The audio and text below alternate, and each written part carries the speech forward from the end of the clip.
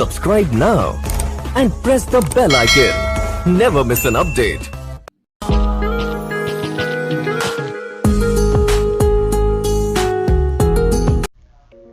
Hello friends, welcome to my YouTube channel Gaurav Singh civil.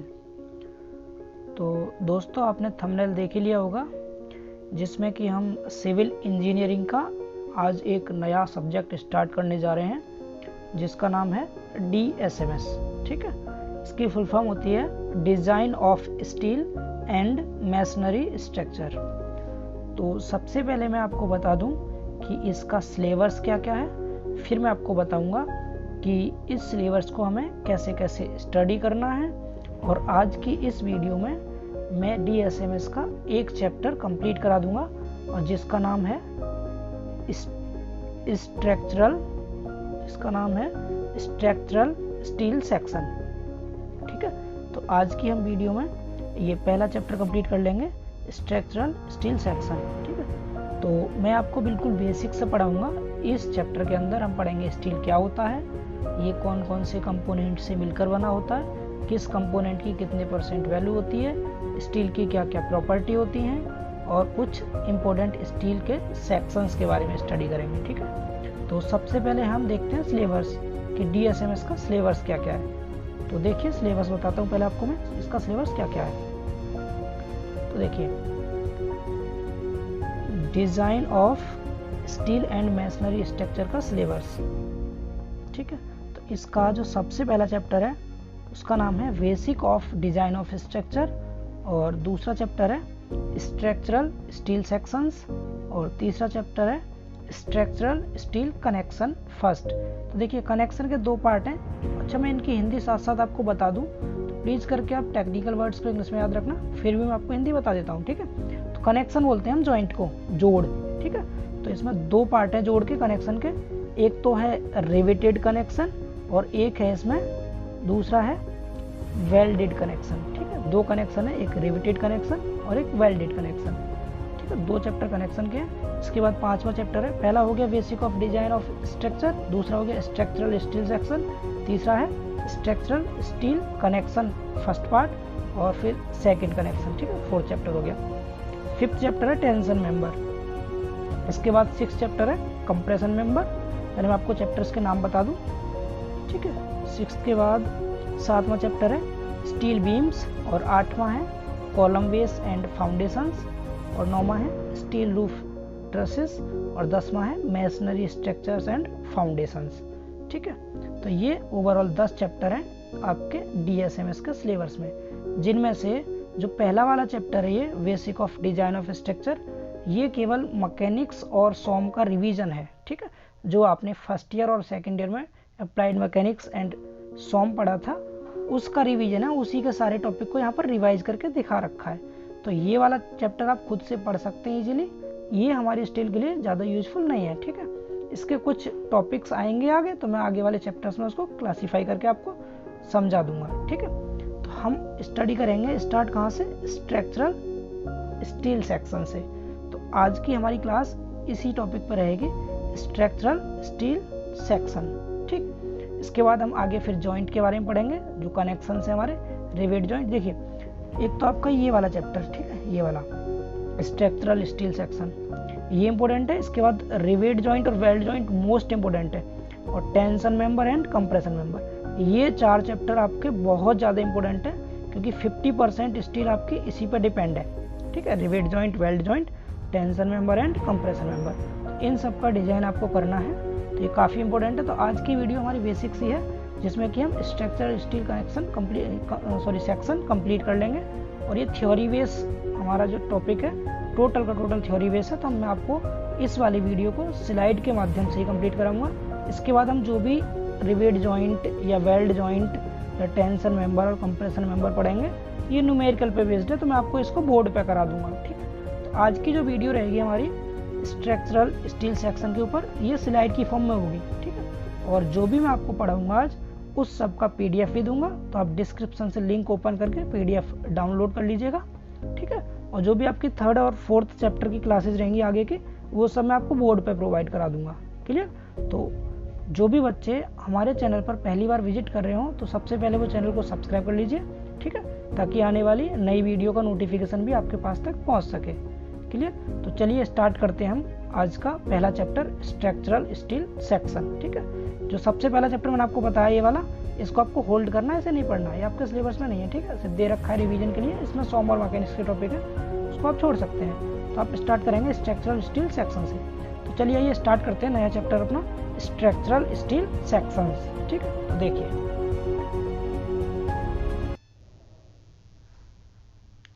तो देखिए दोस्तों पहला चैप्टर जिसका नाम है, फर्स्ट चैप्टर का स्ट्रक्चरल स्टील सेक्शन। ठीक है, मैं आपको हिंदी भी पढ़ाऊंगा साथ साथ इंग्लिश में भी, दोनों लैंग्वेज में रहेगा।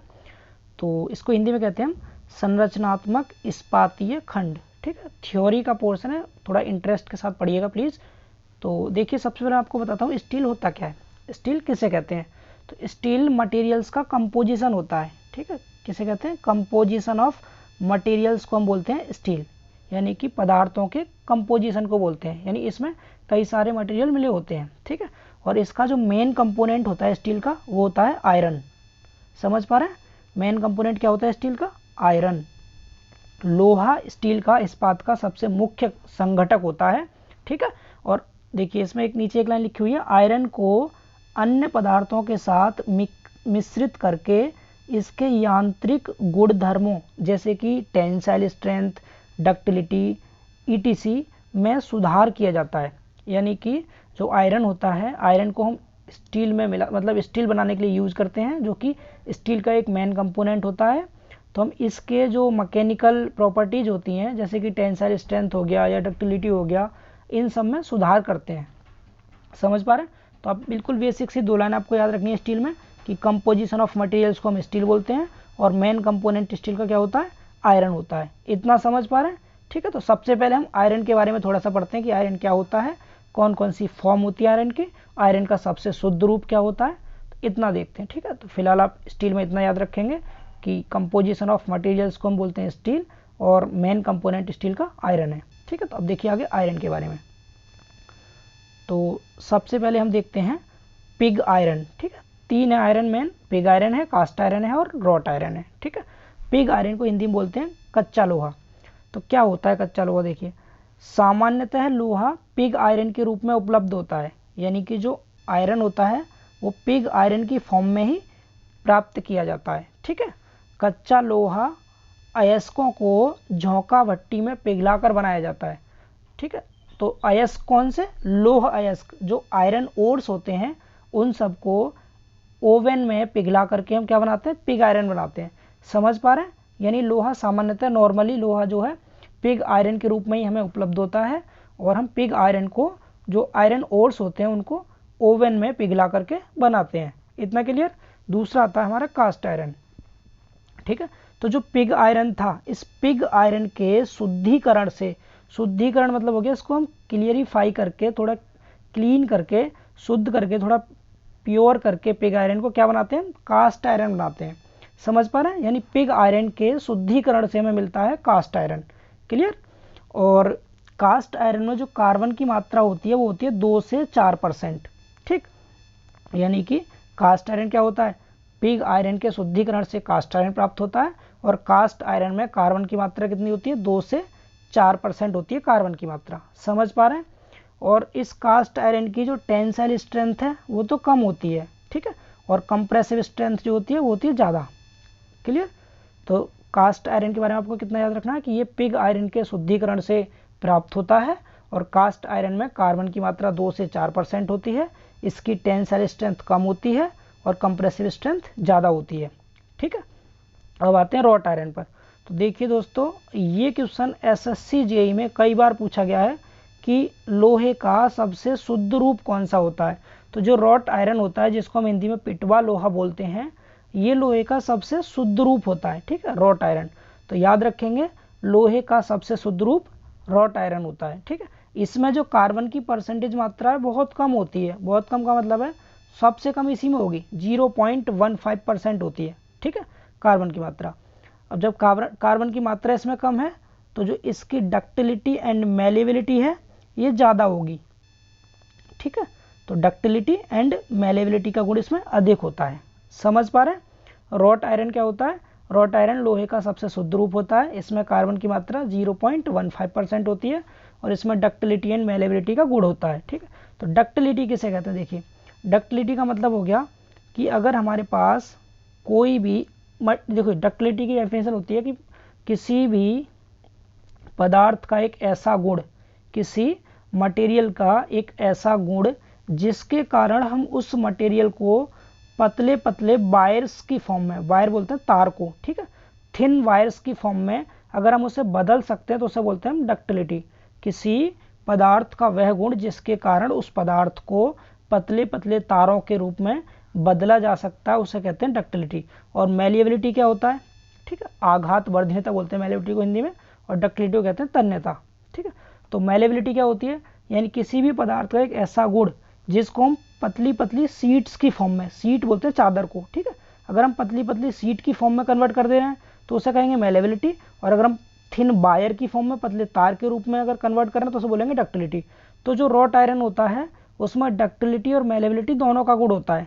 इतना समझ आ रहा है? तो इसीलिए इसको हम लोहे का शुद्ध रूप भी मानते हैं, क्योंकि इसमें कार्बन की मात्रा काफ़ी कम होती है, 0.15% होती है। तो लोहे के बारे में समझ में आ गया। 3 लोहे थे, कौन कौन सा था? एक था पिग आयरन, ठीक है, एक था पिग आयरन, दूसरा था कास्ट आयरन, तीसरा था रॉट आयरन। यहाँ तक समझ आया? तो आपको समझ में आ गया स्टील क्या होता है। स्टील मटेरियल्स का कंपोजिशन होता है जिसमें जो आयरन होता है वो स्टील का मेन कंपोनेंट होता है। तीनों आयरन आपने पढ़ लिया, pig iron, cast iron and wrought iron. अब आगे देखते हैं हम, ठीक है, स्टील के बारे में। तो देखिए, स्टील में जो कार्बन होता है वो 1.5% तक होता है। ठीक है, थोड़ा जूम कर देता हूँ। कार्बन कितना होता है स्टील में? 1.5% तक कार्बन होता है स्टील में। अब देखिए, मैंने यहाँ स्टील के 3 रूप दिखा रखे हैं। एक MS, MS मतलब माइल्ड स्टील, दूसरा HYSD और तीसरा HCS। ठीक है, तो तीनों की फुल फॉर्म लिखी हुई है। MS को बोलते हैं माइल्ड स्टील, ठीक, HYSD मतलब होता है high yield strength deform steel, और HCS होता है हाई कार्बन स्टील। समझ पा रहे हैं? तो देखिए, सबसे पहले एक एक करके समझते हैं हम। पहले देखिए माइल्ड स्टील क्या होता है। तो यहाँ पर मैंने दिखा रखा है, ये काफ़ी इंपॉर्टेंट है, पूछा गया है जेईई के एग्जाम में भी कि कार्बन की मात्रा माइल्ड स्टील में कितनी होती है। तो 0.15 से 0.30% तक होती है कार्बन की मात्रा माइल्ड स्टील में। समझ पा रहे हैं ना? ठीक है, एग्जैक्टली अगर बात करें तो एग्जैक्टली होती है 0.23%। ठीक है, कितनी होती है? 0.23%। समझ पा रहे हैं ना कार्बन की एग्जैक्टली। बाकी रेंज क्या होती है? 0.15 से 0.30% तक होती है माइल्ड स्टील में कार्बन की मात्रा। मैंने आपको बताया था कि अगर किसी भी मटेरियल में कार्बन की मात्रा कम होगी तो उसकी स्ट्रेंथ भी कम होती है। कंप्रेसिव स्ट्रेंथ देखिए, कार्बन की मात्रा अगर कम है तो कंप्रेसिव स्ट्रेंथ भी उसकी कम होगी, कार्बन की मात्रा ज़्यादा है तो कंप्रेसिव स्ट्रेंथ भी ज़्यादा होगी। समझ पा रहे हैं? यस। तो देखिए अगला है फिर MS। समझ गया माइल्ड स्टील क्या होता है? माइल्ड स्टील में कार्बन की मात्रा कम होती है तो इसकी स्ट्रेंथ भी कम होती है। HYSD में high yield strength deform steel में क्या होता है? कार्बन की मात्रा ज़्यादा होती है तो इसकी स्ट्रेंथ भी ज़्यादा होती है। ठीक है, देखिए यहाँ पर कार्बन ज़्यादा तो स्ट्रेंथ भी इसकी ज़्यादा होगी। एक होता है HCS हाई कार्बन स्टील, जब कार्बन बहुत ज़्यादा है, देखिए कार्बन कैसा बहुत ज़्यादा है, इसकी स्ट्रेंथ भी बहुत ज़्यादा होती है। समझ पा रहे हैं? तो स्टील की जो स्ट्रेंथ है कार्बन कंटेंट पर डिपेंड करती है, कार्बन जितना ज़्यादा होगा स्ट्रेंथ उतनी ही ज़्यादा होगी। तो माइल्ड स्टील में कार्बन कम होता है इसलिए इसकी स्ट्रेंथ भी कम होती है। HYSD में कार्बन ज़्यादा है तो इसकी स्ट्रेंथ भी ज़्यादा है। ऐसी HCS में कार्बन बहुत ज़्यादा है तो स्ट्रेंथ भी इसकी बहुत ज़्यादा होती है। यहाँ पर जो नोट पॉइंट लिखा है, ये नोट पॉइंट काफ़ी इंपॉर्टेंट है, आप याद रखेंगे इस नोट पॉइंट को। ये नोट पॉइंट क्या लिखा है कि यहाँ पर देखिए, अगर किसी भी मटेरियल में कार्बन की मात्रा ज़्यादा है, ठीक है, तो उसकी कंप्रेसिव स्ट्रेंथ तो ज़्यादा होगी लेकिन डक्टिलिटी कैसी होगी? उसकी कम होगी। जैसे मैंने ऊपर आपको बताया था, ऊपर क्या था कि एक रॉट आयरन था जिसमें कि कार्बन कंटेंट बहुत कम था तो उसकी डक्टिलिटी ज़्यादा थी। तो कार्बन और डक्टिलिटी जो है एक दूसरे के इन्वर्सली प्रोपोर्शनल है, और कार्बन और स्ट्रेंथ कैसा है? डायरेक्टली प्रोपोर्शनल है। कार्बन ज़्यादा है तो स्ट्रेंथ भी ज़्यादा होगी लेकिन डक्टिलिटी कम होगी। ये नोट पॉइंट है, इससे रिलेटिव क्वेश्चन कॉम्पिटिशन एग्जाम में पूछा गया तो आपको ये याद रखना है। समझ आ रहा है? ठीक है, अब देखिए नीचे एक और लाइन है नोट में, इसको थोड़ा ध्यान से देखिएगा। माइल्ड स्टील की, देखिए माइल्ड स्टील की डक्टिलिटी अधिक होती है जिस कारण इसे विभिन्न सेक्शंस में रोल्ड किया जाता है। डक्टिलिटी अधिक होने का मतलब है उसको हम पतले पतले तार के रूप में बदल सकते हैं। तो माइल्ड स्टील की डक्टिलिटी बहुत ज़्यादा है, तो इसलिए हम क्या करेंगे, इसके रोल्ड सेक्शन बना सकते हैं हम। रोल्ड मतलब एकदम बेलनाकार, ठीक है, सेक्शन हम तैयार कर सकते हैं माइल्ड स्टील के। इसीलिए माइल्ड स्टील का विभिन्न संरचनाओं में सबसे ज़्यादा यूज होता है। समझ पा रहे हैं? माइल्ड स्टील की डक्टिलिटी ज़्यादा होती है क्योंकि उसकी स्ट्रेंथ कम थी, कार्बन कम था तो स्ट्रेंथ कम थी, तो डक्टिलिटी कैसी होगी, उसकी ज़्यादा होगी। और माइल्ड स्टील की डक्टिलिटी ज़्यादा होने की वजह से इसको हम क्या करते हैं, रोल्ड किया जा सकता है इसको सेक्शंस की फॉर्म में। इसलिए हम क्या करेंगे, अपनी जो स्ट्रक्चरल स्टील में हम जो स्टील यूज करेंगे वो माइल्ड स्टील ही ज़्यादा यूज करेंगे। समझ आ रहा है? ठीक है, तो ये तो हो गया यहाँ तक बेसिक सा इसके बारे में, स्टील के बारे में कि स्टील क्या होता है, ठीक है, किस किस कंपोनेंट से मिलकर बना होता है। तो अभी तो मैंने आपको बताया आयरन के बारे में कि मेन कंपोनेंट तो इसका आयरन है, इसके अलावा और कौन कौन से कंपोनेंट होते हैं तो अभी आगे आएंगे। मैग्नीज होता है, कार्बन तो है ही, इसके अलावा सल्फर होगा, फॉस्फोरस होगा, सिलिकॉन होगा। तो मैं कंपोजिशन पढ़ाऊंगा अभी स्टील का, तो वहाँ आपको समझ आ जाएगा। फिलहाल आप ये बताइए, इतना समझ आ गया ना कि स्टील क्या होता है, कंपोजिशन ऑफ मटेरियल्स होता है, ठीक है, आयरन इसका मेन कंपोनेंट है। और आयरन की मैंने आपको फॉर्म बता दी कौन कौन सी थी, ठीक है, डक्टिलिटी के बारे में बता दिया, मैलिबिलिटी बता दी मैंने, स्ट्रेंथ समझ गया आप। अब आगे देखिए, अब देखते हैं इसकी प्रॉपर्टी, ठीक है। देखिए प्रॉपर्टीज, थोड़ा नीचे करते हैं इसको, yes, properties of structural steel, ठीक है। तो ध्यान रखना प्रॉपर्टी के लिए जो IS कोड यूज किया जाता है वो किया जाता है 2062-1992, यानी कि 2062-1992 IS कोड है स्ट्रक्चरल स्टील की प्रॉपर्टी का। इतना समझ आ रहा है? अब देखिए स्टील की 3 मेन प्रॉपर्टी होती हैं, एक फिजिकल, एक केमिकल और एक मैकेनिकल। तो सबसे पहले बात करते हैं हम स्टील की फिजिकल प्रॉपर्टी की, ठीक है। तो देखिए फिजिकल प्रॉपर्टी के बारे में, फिजिकल प्रॉपर्टी क्या है इसकी, भौतिक गुण क्या है। तो स्टील की जो डेंसिटी होती है, जिसको हिंदी में कहते हैं घनत्व, वो होता है 7850 kg/m³, ठीक है। तो थोड़ा अब स्पीड बनाते हैं हल्की सी ताकि वीडियो ज़्यादा लेंदी ना रहे। और अगला है फिर coefficient of linear expansion. Linear expansion को बोलते हैं हम रेखीय प्रसार गुणांक, ठीक है, कोफिशिएंट ऑफ लीनियर एक्सपेंशन। तो डेंसिटी समझ गए आप, घनत्व 7850 kg/m³ होता है। और लीनियर एक्सपेंशन कितना होता है इसका, यानी कि रेखीय प्रसार गुणांक होता है 12 × 10⁻⁶ प्रति डिग्री सेल्सियस, ठीक। यंग्स मॉडुलस सब जानते हैं स्टील का, आपने RCC में पढ़ा होगा, 2 × 10⁵ Nm/mm² होता है। इसके बाद आगे आता है मॉडुलस ऑफ रिजिडिटी, ठीक है, मॉडुलस ऑफ रिजिडिटी कितना होता है, जिसको हम कहते हैं दृढ़ता मापांक। तो ये होता है 0.84 × 10⁵ से 0.98 × 10⁵ Nm/mm², ठीक है। तो ये होगी मॉडुलस ऑफ रिजिडिटी। अब एक ये इंपॉर्टेंट है पॉइजन रेशियो, ठीक है, यानी पॉइजन अनुपात कितना होता है स्टील का। तो पॉइजन रेशियो होता है इसका 0.286, याद रहेगा। अगर हम इसकी इलास्टिक रेंज की बात करें तो इलास्टिक रेंज होती है इसकी 0.3 और प्लास्टिक रेंज होती है 0.5। तो ये कुछ डेटा है जो कि JEE के एग्जाम में पूछा जाता है, ठीक है, कंपटीशन एग्जाम में। तो आपको याद रखना है, पहला इंट्रोडक्शन वाला चैप्टर है। हालांकि ये डिप्लोमा के लिए इतना ज़्यादा यूजफुल नहीं है, मतलब इतना ज़्यादा नहीं पूछा जाता है एग्जाम में, यूजफुल तो बहुत ज़्यादा है, एग्जाम में इतना ज़्यादा नहीं आता, लेकिन JEE के एग्जाम में इसमें से 1 या 2 क्वेश्चन बनते ही बनते हैं, ठीक। और बेसिक भी है, ये आगे चैप्टर्स में बहुत हेल्प करेगा आपकी। अभी मैं आपको कुछ सेक्शंस पढ़ाऊंगा तो देखना वो सब सेक्शंस आपके टेंशन मेंबर, कंप्रेशन मेंबर आगे जाके बहुत हेल्प करेंगे। तो आपको ध्यान से देखते रहना है। और अगर आपको वीडियो पसंद आ रही है तो प्लीज़ इसको लाइक करें, ठीक है। अब आगे देखिए, तो आप फिजिकल प्रॉपर्टी समझ गए, 5 फिजिकल प्रॉपर्टी थी इसकी, density, coefficient of linear expansion, Young's modulus, modulus of rigidity and Poisson ratio. समझ आ गया? गुड। आगे देखिए, अब आते हैं, देखिए कुछ IS कोड के अकॉर्डिंग इसकी कुछ ग्रेड दे रखी है, 3 ग्रेड की होती हैं ये, A, B, C, ठीक है। और डिजाइनेशन के लिए हम क्या करते हैं इसको, Fe410WA, Fe410WB और Fe410WC। ये Fe410 क्या है, ये है इसकी टेंसाइल स्ट्रेंथ। तो मिनिमम टेंसाइल स्ट्रेंथ जो होगी कितनी होती है, वो 410 MPa होती है। MPa मतलब कहते हैं मेगा पास्कल या फिर Nm/mm²। तो ये 3 ग्रेड हैं ABC, इसको भी आपको याद रखना है स्टील के यहाँ पर, ठीक है, जो कि हम स्ट्रक्चरल स्टील की ग्रेड की बात कर रहे हैं, ठीक है। केवल स्टील की करें तो वहाँ पर Fe250 माइल्ड स्टील होता है, Fe415 HYSD होता है, तो वो नहीं है, ये कौन सा स्ट्रक्चरल स्टील है जिसकी ग्रेड ABC दे रखी है, Fe410WA, Fe410WB, Fe410WC, ABC grade है ये। और 410 इसकी मिनिमम टेंसाइल स्ट्रेंथ है जो कि मेगा पास्कल में है, ठीक है। तो पहली प्रॉपर्टी फिजिकल हो गई। अब आते हैं केमिकल प्रॉपर्टी पे। देखिए थोड़ा जूम करते हैं इसको, केमिकल प्रॉपर्टी। तो केमिकल प्रॉपर्टी में देखिए यानी केमिकल कंपोजिशन, यानी कि इसमें स्टील में जो और कौन कौन से केमिकल कंपोजिशन यानी कि कंपोनेंट होते हैं। तो इसमें मेन 5 कंपोजिशन हो रहे हैं इसके, carbon, manganese, sulphur, phosphorus, silicon. ठीक है, तो देखिए कैसे याद रखेंगे आप, कार्बन मैग्नीज दो तो याद रखना आप। ठीक, आयरन तो हो ही गया मेन कंपोनेंट, इसके अलावा कार्बन और मैग्नीज दो ही हो गए। देखिए सल्फर आपको पता है, सल्फर का परमाणु क्रमांक 16 होता है, फास्फोरस का 15 होता है और सिलिकॉन का 14 होता है। तो क्रम से आ रहे हैं कौन कौन सा, सल्फर, फास्फोरस, सिलिकॉन। समझ आ रहा है? तो 5 कंपोनेंट याद रखेंगे आप कौन कौन से, carbon, manganese, sulphur, phosphorus, silicon.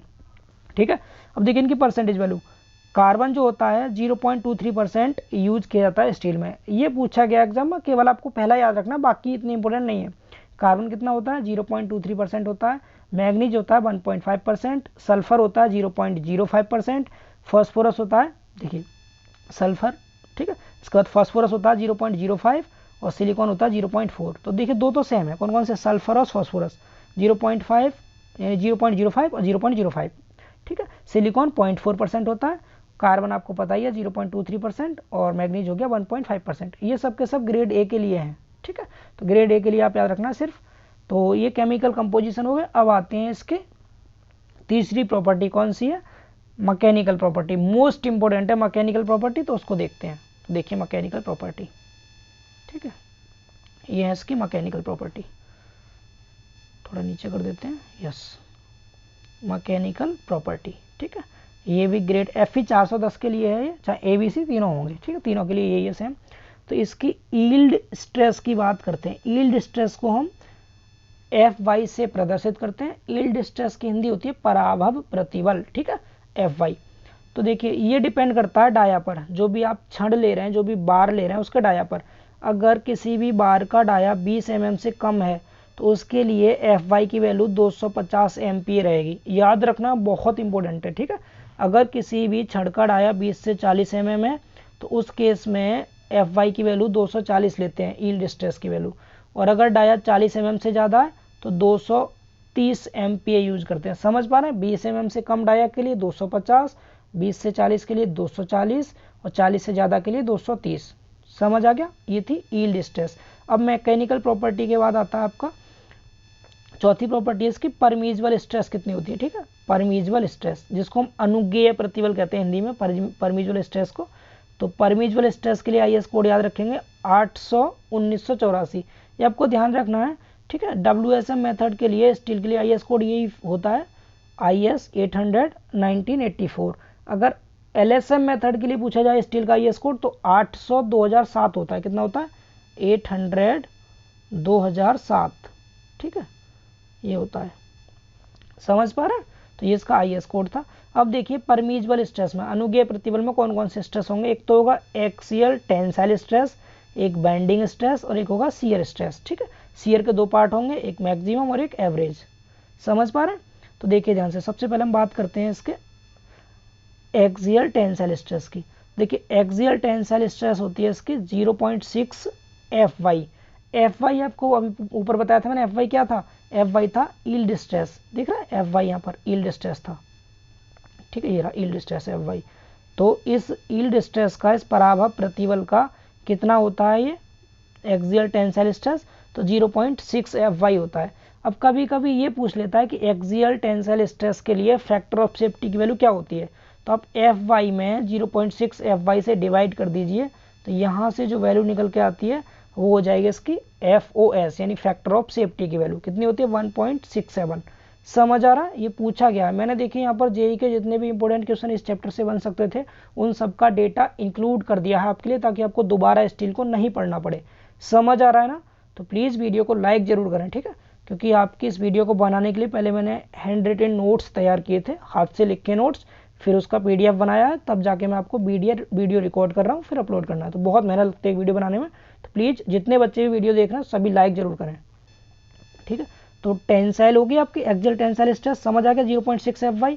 और बेंडिंग स्ट्रेस, देखिए बेंडिंग स्ट्रेस होती है 0.66 FY यानी 66 आता है यहाँ पर। देखिए दोनों को याद कैसे रखेंगे, आपको यहाँ से याद रखना। देखिए एक मिनट, यहाँ से देखिए टेंसाइल की बात करें तो इसमें केवल एक एन आ रहा है टेंसाइल में, जबकि बेंडिंग में 2 एन आते हैं, एक एन यहाँ है और एक एन यहाँ है। समझ पा रहे हैं ना? तो देखिए टेंसाइल में कितना, एक एन आता है सिंगल एन, तो इसलिए 0.6 केवल एक 6 लिया गया है। बेंडिंग में 2 एन आ रहा है तो 2 6 लेंगे। ये मैंने आपको ट्रिक बता दी, कभी नहीं भूलेंगे आप। समझ आ रहा है ना? टेंसाइल स्ट्रेस की बात करें तो 0.6 FY लेते हैं, बेंडिंग की बात करें 0.66 FY लेते हैं, 2 6 आएंगे क्योंकि 2 एन है उसमें। ये ट्रिक है याद करने के लिए, आपके लिए सिंपल ट्रिक है, और ये पूछा जाता है। ठीक है, अगर यहाँ से फैक्टर ऑफ सेफ्टी की बात करें तो क्या करेंगे आप, FY को डिवाइड कर दीजिए 0.66 FY से, तो 1.5 आता है बेंडिंग स्ट्रेस के केस में फैक्टर ऑफ सेफ्टी की वैल्यू। इतना समझ आ रहा है? अब बात करते हैं शियर की।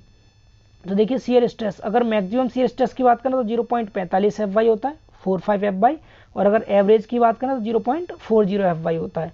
समझ आ रहा है? एवरेज के लिए कभी कभी फैक्टर ऑफ सेफ्टी पूछ लेता है, तो FY में 0.40 FY से डिवाइड करेंगे तो 2.5 आता है फैक्टर ऑफ सेफ्टी की वैल्यू। इतना क्लियर? ये हो गया इसके शियर स्ट्रेस और उसके लिए फैक्टर ऑफ सेफ्टी। तो तीनों स्ट्रेस समझ गए आप। ठीक है, परम्यूचुअल में एक बियरिंग और है, तो बियरिंग को और याद रखेंगे। बियरिंग स्ट्रेस कितनी होती है, 0.75 FY होती है। तो 4 स्ट्रेस हो गई, एक बार ऑरली अपने माइंड में रिवाइज करेंगे चारों को। ठीक है, मैं इधर देखिए खाली पेपर पर बताता हूँ आपको कितना कितना बताया मैंने। एक तो बताया था मैंने कौन सा, टेंसाइल। टेंसाइल में क्या लिखा था, 0.6। ठीक है, 0.6 FY। एक बताया मैंने कौन सा, टेंसाइल का बेंडिंग, बेंडिंग में 2 एन आता था, 0.66 FY। ठीक, एक बताया मैंने आपको शियर। शियर में कौन कौन से 2 थे, एक तो मैक्सिमम था, मैक्सिमम 0.45 लेते हैं। ठीक है, और एक बताया था एवरेज, 0.40 लेते हैं उसमें। तो समझ पा रहे हैं ना? तो दोनों बता दिए मैंने आपको। तो ये हो गया शियर। इसके बाद बियरिंग बताया था, बियरिंग कितना था, बियरिंग था 0.75 FY। तो चारों को याद रखना आपको, काफ़ी इंपॉर्टेंट है चारों परम्यूचुअल स्ट्रेस। समझ आ गई होगी। ठीक है, एक बार आइए फिर से देख लीजिए आप। टेंसाइल हो गया 0.6, बेंडिंग हो गया 0.66 FY, शियर में 2 हो गए, मैक्सिमम और एवरेज 0.45 और 0.40। ठीक है, अब आगे देखिए बियरिंग भी हो गया 0.75 FY। अब देखिए मैंने यहाँ पर कंप्रेसिव स्ट्रेस पे स्टार लगा रखा है। कंप्रेसिव स्ट्रेस जो है इस पर स्टार लगा हुआ है, क्योंकि जो स्टील की कंप्रेसिव स्ट्रेस होती है वो सिलेंडरनेस रेशियो पर डिपेंड करती है। इसको हिंदी में कहते हैं सिलेंडरनेस रेशियो, को क्या बोलते हैं हिंदी में, तनुता अनुपात। ठीक है, तो उस पर डिपेंड करती है कंप्रेसिव स्ट्रेस। तो ये हम आगे कंप्रेसिव स्ट्रेस जो है आगे वाले चैप्टर में, यहाँ टेंसल मेंबर कंप्रेशन मेंबर आएंगे तो वहाँ पर यूज करेंगे। तो वहाँ मैं आपको बता दूंगा सिलेंडरनेस रेशियो के हिसाब से हम कंप्रेसिव स्ट्रेस कैसे निकालते हैं। यहाँ तक क्लियर है इतना? तो ये थी परम्यूचुअल स्ट्रेस। ठीक है, अब यहाँ पर एक नोट पॉइंट है। ठीक है, और ये नोट पॉइंट जो है, एक मिनट, ये जो नोट पॉइंट है जेई के एग्जाम से काफ़ी इंपॉर्टेंट है, जेई के एग्जाम के लिए, कि जब हम when wind and earthquake load are considered permissible stress in steel structure increased by 33.33% and in connection rivet and weld are increase by 25%। इसका मतलब क्या है कि जब हम विंड या फिर अर्थक्वेक लोड को कंसीडर करते हैं परम्यूचुअल स्ट्रेस में, तो उस केस में हम परम्यूचुअल स्ट्रेस की वैल्यू क्या करते हैं, बढ़ा देते हैं। कितना, देखिए अगर हम परम्यूचुअल स्ट्रेस की बात करें स्टील स्ट्रक्चर के लिए तो उस केस में तो 33.33% बढ़ाते हैं, और अगर कनेक्शन के लिए बात करें, जोड़ के लिए, जॉइंट के लिए, तो 25% बढ़ा देते हैं। ठीक है, परम्यूचुअल स्ट्रेस की वैल्यू आगे इसका यूज होगा। तो याद रखेंगे जब भी वायु भार या भूकंप का लोड अगर कंसीडर कर दिया जाएगा तो परम्यूचुअल स्ट्रेस की वैल्यू स्टील स्ट्रक्चर के केस में तो 33.33% बढ़ाते हैं, और जोड़ के केस में 25% बढ़ा दी जाती है। याद रहेगा? तो यहाँ तक तो थी इसकी प्रॉपर्टी। तो आई होप सो आपको ये प्रॉपर्टी समझ आ गई होंगी। आप एक बार और फिर से देख सकते हैं इसको दोबारा से। हम आगे अगले टॉपिक पर बात करते हैं। ठीक है, वरना वीडियो बहुत लेंदी हो जाएगी। तो अगला टॉपिक है हमारा स्ट्रक्चरल स्टील सेक्शन। ठीक है, अब देखिए स्ट्रक्चरल स्टील सेक्शन क्या होते हैं। स्ट्रक्चरल स्टील सेक्शन तो डिज़ाइन की सुविधा के लिए हम माइल्ड स्टील के, मैंने बताया था माइल्ड स्टील को यूज करेंगे हम, क्योंकि माइल्ड स्टील की डक्टिलिटी ज़्यादा है, उसको हम रोल्ड स्ट्रक्चर में कन्वर्ट कर सकते हैं। तो डिज़ाइन की सुविधा के लिए माइल्ड स्टील के रोल्ड स्ट्रक्चरल सेक्शन को विभिन्न आकार में बनाया जाता है। ठीक है, अब सेक्शन के आकार, उसकी चौड़ाई, गहराई, मोटाई, इन सब के अनुसार इनको अलग अलग नाम दिया गया है। समझ पा रहे हैं? जो हमने स्ट्रक्चरल स्टील को तैयार किया सेक्शंस को, उनकी चौड़ाई, मोटाई, गहराई सब अलग अलग रूप में बनाए हैं, इसलिए उनको अलग अलग नाम दिया गया है। तो जो सबसे पहले हमारा स्ट्रक्चरल स्टील सेक्शन आता है वो आता है बीम। ठीक है, तो पहले हम बीम के बारे में पढ़ेंगे कि स्ट्रक्चरल बीम क्या होती है। देखिए रोल्ड स्टील बीम सेक्शन बोलते हैं, ठीक है। तो आगे जब मैं आपको कुछ चैप्टर्स आप पढ़ेंगे आगे जाके तो वहाँ पर क्वेश्चंस आएंगे, ऐसे लिखा आएगा ISMB 400, ISJB 300, तो आप वहाँ कहेंगे कि ये ISJB ISLB क्या है, तो इसलिए मैं आपको यहाँ पर पहले ही समझा दे रहा हूँ क्या होते हैं सब ये, ठीक है। तो देखिए 5 फॉर्म होती हैं इस बीम की, एक ISJB, ISLB, ISMB, ISWB और ISHB।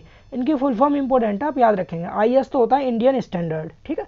अब JB क्या है, जूनियर बीम, LB क्या है, लाइट बीम, MB क्या है, medium beam, WB wide beam और HB हो गया हैवी बीम।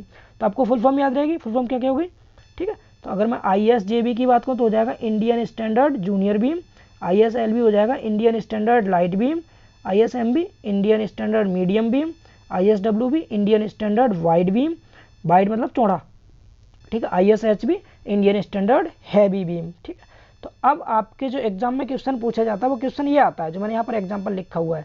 क्वेश्चन में आपसे ये पूछेगा कि ISMB 400 को आप एक्सप्लेन कीजिए, डिफाइन कीजिए क्या है ये। तो आपको क्या लिखना है, ISMB एक इंडियन स्टैंडर्ड मीडियम बीम है जिसमें 400 जो है ये 400 केवल 400 लिखा है पीछे, तो ये इस बीम की टोटल डेप्थ है 400 mm, क्या याद रखेंगे 400 mm इस बीम की गहराई है, कुल गहराई, ठीक है।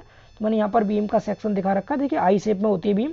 तो यहाँ पर देखिए आपको पता है इस बीम के ऊपर वाले पोर्शन को फ्लैंज बोलते हैं, ऊपर नीचे दोनों पोर्शन फ्लैंज हो गए, ये वाला होता है वेव, समझ पा रहे हैं। तो ऊपर B हो गई फ्लैंज की चौड़ाई, ठीक है। यहाँ पर अगर देखा तो ये ओवरऑल यहाँ तक गहराई होगी जो कि 430 एग्जाम्पल में, तो D हो गई है। इसके बाद इस ऊपर जो दे रखा है ये वाला फ्लैंज, इस फ्लैंज की मोटाई TF है और वेव की मोटाई TW है, इतना इसमें दिखा रखा है। ये x एक्सिस है और ये y एक्सिस है। ये डायग्राम आप एक बार अच्छे से देख लीजिएगा, ठीक है। तो D क्या है यहाँ पर, D देखिए D है डेप्थ ऑफ बीम, B है ब्रेथ ऑफ बीम, TW है थिकनेस ऑफ वेव और TF है थिकनेस ऑफ फ्लैंज, समझ पा रहे हैं, ठीक है। तो ये टर्म आगे आपके स्टील टेबल में आएंगे, इसलिए मैं आपको यहीं पर समझा दे रहा हूँ कौन कौन सा टर्म क्या क्या है।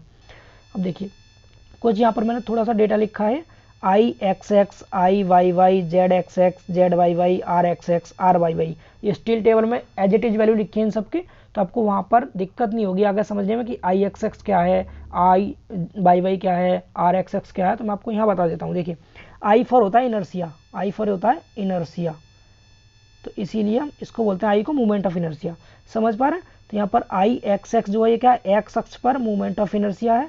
IYY क्या हो जाएगा फिर, वाई एक्स पर movement of inertia. Z axis क्या होगा, जेड को बोलते हैं हम सेक्शन मॉडुलस, आकृति मापांक कहते हैं हिंदी में इसको। तो जेड एक्सेस हो जाएगा एक्स अक्ष पर section modulus, Z Y Y हो जाएगा वाई एक्स पर section modulus, R X X होगा एक्स एक्स एक्सिस पर रेडियस ऑफ जायरेशन, आर को कहते हैं रेडियस ऑफ जायरेशन यानी परिभ्रमण त्रिज्या या फिर घूर्णन त्रिज्या भी कहते हैं, और R Y Y Y X पर रेडियस ऑफ जायरेशन। तो तीन टर्म है, आपको तीनों याद रखने क्या क्या, एक तो आई को याद रखना जिसे मूवमेंट ऑफ इनर्शिया बोलते हैं, एक जेड सेक्शन मॉडुलस और एक आर है जिसको रेडियस ऑफ जायरेशन कहते हैं। अगर एक्स लगाए साथ में तो एक्स अक्ष पे हो जाएगा, वाई लगाए तो वाई अक्ष पे हो जाएगा। यहाँ तक समझ आ रहा होगा, ठीक है। यहाँ पर मैंने आपको एक नोट पॉइंट लिखा है, इस नोट पॉइंट को आपको याद रखना है। नोट पॉइंट क्या है कि उपयुक्त सभी वैल्यू जो I X X, I Y Y, Z X X, Z Y Y, R X X, R Y Y ये दे रखे हैं, ये सब क्या है, ये वैल्यू स्टील टेबल में दे रखी होती है। यानी आप जब आगे क्वेश्चंस करेंगे न्यूमेरिकल जब पढ़ेंगे, तो मैं आपको जब न्यूमेरिकल पढ़ाऊंगा तो वहाँ स्टील टेबल का आपको यूज करना होगा, तो उस स्टील टेबल में ये सारी वैल्यू दी होंगी, तो आपको वहाँ कंफ्यूज नहीं होना कि जेड एक्स एक्स क्या है, जेड वाई वाई क्या है, आपको यहाँ से समझ आ गया होगा, ठीक है। फिर से देखिए जेई का एक इंपॉर्टेंट क्वेश्चन, ठीक है। इसमें क्या है, आपको यहाँ पर आई सेक्शन बना रखा है, आपको पता है ऊपर वाले पोर्शन को हम बोलते हैं फ्लैंज, तो ऊपर वाला जो फ्लैंज होता है इसको कंप्रेसिव फ्लैंज बोलते हैं, नीचे वाले को टेंसाइल फ्लैंज बोलते हैं, और बीच में ये वेव है, ठीक है। तो क्वेश्चन ये पूछा जाता है कि जो हमारा कंप्रेसिव फ्लैंज होता है यानी कंप्रेसिव हो या टेंसाइल फ्लैंज, आपसे पूछेगा ये बताइए फ्लैंज जो होता है वो किसका विरोध करता है और वेव जो होता है वो किसका विरोध करता है। तो मैंने यहाँ पर दो डायग्राम बना रखे हैं आपके आई सेक्शन के सामने, एक तो बेंडिंग स्ट्रेस बना रखा है और एक शियर स्ट्रेस। तो बेंडिंग स्ट्रेस जो होता है वो लीनियर होता है, ठीक है, और इसके टॉप सरफेस पे स्ट्रेस की वैल्यू सबसे ज़्यादा होती है, यहाँ भी देखिए फ्लैंज के पोर्शन पे बेंडिंग स्ट्रेस की वैल्यू कैसी है, ज़्यादा है, ऊपर भी नीचे भी, ऊपर कंप्रेसिव है नीचे टेंसाइल है, ठीक है। तो जब बेंडिंग स्ट्रेस ज़्यादा है कहाँ पर, फ्लैंज पर, क्योंकि ऊपर फ्लैंज ही तो है, तो फ्लैंज पर ज़्यादा है, तो इसका मतलब क्या हो गया, फ्लैंज जो होगा वो क्या करेगा, बेंडिंग मूवमेंट को रेजिस्ट करता है, समझ पा रहे हैं। तो देखिए यहाँ लिखा हुआ है फ्लैंज रेजिस्टेड बेंडिंग मूवमेंट, तो फ्लैंज किसको रेजिस्ट करता है, रेजिस्ट मतलब किसका विरोध करता है, बेंडिंग मूवमेंट का विरोध करता है। ये क्वेश्चन पूछा जाता है जी एग्जाम में, ऑप्शन आते हैं सीधे कि बताइए फ्लैंज किसको रेजिस्ट करेगा, शियर स्ट्रेस को, शियर फोर्स को, बेंडिंग मूवमेंट को, ऐसे करके ऑप्शन लिखे होंगे तो आपको करेक्ट करना है बेंडिंग मूवमेंट को रेजिस्ट करता है कौन, फ्लैंज। और फिर वेव किसको रेजिस्ट करता है, तो हमने यहाँ पर शियर स्ट्रेस का डायग्राम बना रखा है। तो देखिए शियर स्ट्रेस मैक्सिमम कहाँ पर है, बीच में मैक्सिमम है शियर स्ट्रेस, तो इसका मतलब बीच में क्या होता है, वेव होता है बीच में, ये वेव है, यहाँ से यहाँ तक वेव है ना, तो इसका मतलब वेव किसको रेजिस्ट करेगा, वेव रेजिस्ट करता है शियर फोर्स को। समझ पा रहे हैं, तो शियर फोर्स को कौन रेजिस्ट करता है, शियर फोर्स को रेजिस्ट करता है वेव, और बेंडिंग मूवमेंट को रेजिस्ट करता है फ्लैंज। इतना क्लियर, तो ये भी एक इंपॉर्टेंट क्वेश्चन था जेईई एग्जाम के लिए। आगे देखते हैं इसके बाद अगला। देखिए पहला सेक्शन कंप्लीट होगा बीम का। अब देखिए बीम के बाद अगला आता है हमारा रोल्ड स्टील चैनल सेक्शन। ठीक है, चैनल सेक्शन, तो चैनल कौन से हैं, 4 चैनल होते हैं, जैसे हमने बीम पढ़ी थी वैसे ही 4 चैनल हैं, शॉर्ट फॉर्म है इनकी, ISJB, ISJC, ISLC, ISMC, ISSC। ठीक है, तो IS मतलब इंडियन स्टैंडर्ड, JC का मतलब हो जाएगा जूनियर चैनल, LC का मतलब हो जाएगा लाइट चैनल, MC का मतलब होगा मीडियम चैनल, और SC का मतलब होगा स्पेशल चैनल। तो 4 तरह के चैनल होते हैं, तो इनकी केवल फुल फॉर्म इंपॉर्टेंट थी। यहाँ पर सेम आ गया एग्जांपल एक ISLC 100 का मीन्स क्या है, तो आप क्या बोलेंगे, इंडियन स्टैंडर्ड लाइट चैनल होता है ISLC, और 100 यहाँ पर इसकी डेप्थ दे रखी है। चैनल की शेप आप सभी जानते हैं, चैनल की शेप कैसी होती है, ये चैनल होता है इस तरह से। ठीक है, जैसे वो एक स्टेपलर होता है ना, उसकी आल पिन जो होती है, सब पंच करते हैं, तो पंच मशीन की जो पिन होती है बिल्कुल इसी शेप की होती है, चैनल की शेप की। ठीक है, तो इसमें यहाँ पर देखिए ये क्या इसकी टोटल डेप्थ है, यहाँ पर ये इसकी ब्रेथ दे रखी है, यहाँ पर TW क्या है, इस वेव की थिकनेस है, TF क्या है, यहाँ पर TF दे रखा है फ्लैंज की थिकनेस। इतना समझ आ रहा है। अब यहाँ पर इंपॉर्टेंट है CYY क्या होता है। ठीक है, एक CYY आता है, आगे एक CXX आएगा। ठीक है, अगर इसी चैनल को एक्स अक्ष के अबाउट दे रखा होता तो वहाँ पर CXX आता है, यहाँ पर CYY दे रखा है। तो देखिए CYY आपको दिख रहा है, सब क्या है, इसके बैक से, इसकी पीठ से लेकर के Y अक्ष तक की जो दूरी है ये है CYY। अगर मैं इसी चैनल को बना देता इस तरह से, देखिए अगर मैं इस चैनल को ऐसे बनाता तो इस केस में यहाँ से लेकर के और X अक्ष तक की जो दूरी होती ये वाली, इसको हम बोल देते CXX। समझ आ रहा है, तो अगर CXX दे रखा होगा तो इसकी पीठ से बैक से लेकर के X अक्ष तक की दूरी होगी, उसे बोलेंगे CXX, और इसके बैक से लेकर के और अगर Y अक्ष तक की दूरी है उसको बोलते हैं CYY। इतना समझ आ रहा है, वो भी कैसी, परपेंडिकुलर डिस्टेंस। तो ये क्लियर है, तो ये था इसका चैनल के बारे में। अब आता है T सेक्शन के बारे में। ठीक है, तो T सेक्शन के भी 5 टाइप दे रखे हैं, ISNT, ISLT, ISJT, ISST, ISST। तो NT, N मतलब नॉर्मल T बार। ठीक है, LT मतलब लाइट T बार, JT मतलब जूनियर T बार। ठीक है, कौन कौन से क्लियर हो गया आपको, देखिए ISLT Indian standard natural T बार, ISLT Indian standard light T बार, ISJT Indian standard junior T बार, ISHT क्या होगा। ठीक है, यहाँ पर देखिए H को थोड़ा ध्यान रखना आपको, H मतलब यहाँ पर फ्लैंज से है। ठीक है, H का कोई हैवी नहीं होगा, यहाँ क्या होगा, IS flange T bar. Important है, दोनों को याद रखेंगे। ठीक है, क्योंकि दोनों अलग हैं थोड़े से, इन दोनों की फुल फॉर्म पूछ लेता है। ISHT मतलब इंडियन स्टैंडर्ड फ्लैंज T बार, और यहाँ पर S से स्पेशल नहीं है, यहाँ पर S से आएगा, S से लॉन्ग लेग T बार। तो दोनों को याद रखेंगे, H को तो फ्लैंज से याद रखेंगे, S को लॉन्ग लेग से। दोनों इंपॉर्टेंट है, याद रखना आपको। ठीक है, ये थोड़े से डिफरेंट थे, मैंने आपको बता दिए। इसमें भी सेम वैसे ही एग्जांपल, ISNT का मतलब पूछ लेगा, क्या होगा, इंडियन स्टैंडर्ड नॉर्मल T बार होता है, 150 क्या है, यहाँ पर इसकी डेप्थ दे रखी है। ठीक है, यहाँ पर T सेक्शन में बना के दिखा रखा है, ये ब्रेथ है इसकी। ठीक है, और ये टोटल यहाँ से यहाँ तक डेप्थ हो गई इसकी। TW आप जानते हैं थिकनेस ऑफ वेव, TF जानते हैं थिकनेस ऑफ फ्लैंज होता है, और सेम CXX दे दिया तो क्या हो जाएगा, इसकी ऊपर वाले टॉप सरफेस से X अक्ष तक की दूरी क्या हो जाएगी, CXX। समझ आ रहा है।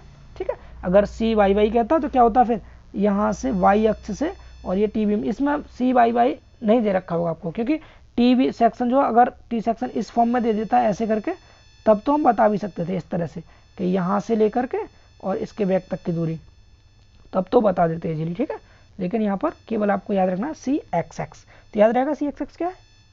आगे देखिए, अब रोल्ड स्टील एंगल देखिए, एंगल 2 होते हैं, नीचे करते हैं, एंगल 2 होते हैं, एक इक्वल एंगल होता है, एक अनइक्वल एंगल होता है। ठीक है, लेकिन यहाँ पर ISA ही होगा दोनों, बस वहाँ पर हम डायमेंशन से पहचानेंगे कौन सा इक्वल है कौन सा अनइक्वल है। तो ISA मतलब इंडियन स्टैंडर्ड एंगल होता है, इसी के 2 पार्ट हैं, एक इक्वल एंगल हो जाएगा और एक अनइक्वल एंगल हो जाएगा। ठीक है, IS एक BA आता है बल्ब एंगल, जो कि आपके सिलेबस में नहीं है। ठीक है, इसमें नहीं है, बीटेक में आगे पढ़ लेंगे आप, आगे जाके डिप्लोमा में केवल 2 ही है, इक्वल एंड अनइक्वल। समझ पा रहे हैं? तो देखिए यहाँ पर मैं एंगल को थोड़ा समझा दूँ, दो लेग हैं इसके, एक ये लेग हो गई, इसको L1 कह दिया, एक ये लेग है, इसको L2 कह दिया। ठीक है, अब इसमें देखिए यहाँ पर हमने दो के अलावा दो नई एक्सेस और दिखा रखी है। एक तो दिखा रखी है कौन सी, वाई एक्सेस। एक मिनट, थोड़ा मैं डायग्राम जूम कर दूँ इधर। देखिए एक तो नीचे कर लो थोड़ा सा, यस। एक तो देखिए यहाँ पर क्या दिखा रखा है, एक मिनट, यस। यहाँ पर देखिए एक तो ये वाली लेग हो गई, ठीक है, जिसमें कि L1 है, एक ये लेग हो गई जिसको L2 कह दिया। इसमें देखिए ये अक्ष है एक्स अक्ष, ये अक्ष है वाई अक्ष। तो देखिए इसकी बैक से लेकर वाई अक्ष तक की दूरी तो आपको पता है सी वाई वाई हो जाएगी, और इसके बैक से लेकर के, इस बैक से लेकर के और एक्स तक की दूरी क्या हो जाएगी, सी एक्स एक्स, ये वाली दे रखी है इधर। ठीक है, अब इसमें दो नई अक्ष और हैं। अगर ये सिमेट्रिकल ना हो, यदि कोई भी एंगल सिमेट्रिक नहीं है, तो उस केस में एक यू यू एक्स होती है और एक वी वी एक्स होती है। ठीक है, U U and V V दो नई एक्स दे रखी है, तो इन दोनों को आपको याद रखना है। ठीक है, तो आपको समझ आ गया। देखिए इक्वल एंगल का एग्जांपल देखिए, अगर आई एस ए 50-50 लिखा तो मतलब दोनों 50-50, दोनों लेग बराबर है, 50-50 की लेग है, तो इसको कह देंगे इक्वल एंगल है ये। आई एस ए भी लिखा हो तो क्या बोलेंगे आप, इंडियन स्टैंडर्ड इक्वल एंगल, जिसके दोनों लेग 50-50 mm की हैं। अगर कहीं लिखा हो आई एस ए 60-40, तो इसका मतलब क्या है, 60-40 का मतलब हो जाएगा कि इसकी एक लेग 60 mm की है, एक लेग 40 mm की है, मतलब ये इंडियन स्टैंडर्ड अनइक्वल एंगल है। इतना समझ आ रहा है। डेफिनेशन लिखी है, समभुज कोणीय खंड को कहते हैं, इक्वल एंगल को बोलते हैं समभुज कोणीय खंड। तो जिसमें दोनों भुजाओं की लंबाई समान होती है वो इक्वल एंगल, और जिसमें दोनों भुजाओं की लंबाई असमान होती है, समान नहीं होती है, वो अनइक्वल एंगल। ठीक है, इक्वल एंगल के लिए सी एक्स एक्स और सी वाई वाई दोनों कैसे होते हैं, बराबर होते हैं। समझ आ रहा है इतना? अब देखिए एक्स एक्स एवं वाई वाई पर सिमेट्रिक ना होने के फलस्वरूप अलग से U U and V V X प्रधान अक्ष होते हैं। प्रधान मतलब प्रिंसिपल एक्सिस, मेन एक्सिस माने जाएंगे वहाँ पर यू यू और वी वी, जब एक्स और वाई एक्स पर सिमेट्रिक ना हो तब। ठीक है, तो आगे चैप्टर्स में यूज होगा, वहाँ समझ लेंगे आप इजीली। ठीक है, तो ये लास्ट स्लाइड है इसकी। देखिए यहाँ पर क्या दिखा रखा है, नोट पॉइंट लिखा हुआ है एक, तो आपको इसको याद रखना नोट पॉइंट को। और ये नोट पॉइंट क्या है, मोमेंट ऑफ इनर्शिया के मान आई यू यू व आई बी बी क्रम से मैक्सिमम एंड मिनिमम होंगे। यानी कि आई यू यू की जो वैल्यू होती है टेबल में दे रखी होगी वो मैक्सिमम होगी, और आई वी वी की वैल्यू मिनिमम होगी। ठीक है, इसी ये स्टील टेबल में आई वी वी के आधार पर minimum radius of gyration R V V दे रखा होगा, और आई यू यू के आधार पर आर यू यू दे रखा होगा जो कि मैक्सिमम होगा। ठीक है, और इसका हम कंप्रेशन मेंबर के डिजाइन में यूज करेंगे, आगे जो चैप्टर्स आएंगे उसमें यूज करेंगे। अभी आपको परेशानी होना, सिर्फ इन टर्म्स को समझते चलना है। बहुत आसान चैप्टर है, बेसिक सा चैप्टर है, एकदम इजी। ठीक है, अगला एक है रोल्ड स्टील ट्यूब। ट्यूब क्या होती है, तो ट्यूब देखिए ये लाइट मीडियम हैवी सेक्शन होते हैं जो ट्यूब होती हैं, ये टेंशन और कंप्रेशन मेंबर में यूज किए जाएंगे। ठीक है, एक रोल्ड स्टील बार होती है, बार दो तरह की होंगी, एक राउंड बार होगी और एक स्क्वायर बार होगी। समझ पा रहे हैं? तो ये था कुछ इंपॉर्टेंट सेक्शंस थे। ठीक है, जिनमें कि बीम और चैनल ज़्यादा इंपॉर्टेंट था, तो आपको बीम और चैनल याद रखना अच्छे से, तो आपको इतना समझ आ गया होगा। समझ पा रहे हैं? ठीक है, तो ये आपका पहला वाला जो चैप्टर था जिसका नाम था स्टील स्ट्रक्चरल स्टील सेक्शन, तो आपका ये चैप्टर हो चुका है कंप्लीट। तो आई होप सो आपको ये समझ आया होगा, और अगर फिर भी आपको ये समझ नहीं आया तो एक बार आप वीडियो को फिर से देख लीजिएगा, क्योंकि ये थ्योरी का चैप्टर था। इसमें मुझे आपको केवल डेटा देना था, और जो भी कंटेंट था मैंने आपको हैंड रिटन नोट्स में दे दिया। इसके अलावा मैं आपको इसका पीडीएफ भी दे दूंगा, आप वहाँ से इसको पढ़ लीजिएगा। ठीक है, और इसकी प्रैक्टिस कीजिएगा। अब हम अगला जो वीडियो बनाएंगे वो बनाएंगे कनेक्शन के ऊपर, जिसमें हम रिवेट जॉइंट स्टार्ट करेंगे। और रिवेट जॉइंट न्यूमेरिकल पोर्शन है, इसलिए मैं उसको आपको बोर्ड पे पढ़ाऊंगा। ठीक है, तो आपको उसको बहुत ध्यान से पढ़ना है, लेकिन उससे पहले आपको चैनल को सब्सक्राइब जरूर करना है, वीडियो को लाइक करना है, अपने सभी फ्रेंड्स में शेयर करना है, क्योंकि आप ही लोग हैं जो मुझे बहुत ज़्यादा से ज़्यादा स्टूडेंट्स तक पहुंचा सकते हैं। तो प्लीज़ वीडियो को लाइक कीजिए, शेयर कीजिए एंड अपने फ्रेंड्स और कमेंट कीजिए, और बताइए मुझे कि आपको ये वीडियो कैसी लगी। ठीक है, तो फिर मिलते हैं नेक्स्ट वीडियो में, रिवेट जॉइंट वाली वीडियो में। तब तक के लिए बाय बाय, टेक केयर, ध्यान रखिएगा अपना, और सबसे ज़रूरी चीज़ घर पर रहिए। ठीक है, और अपना ध्यान रखिए। बाय।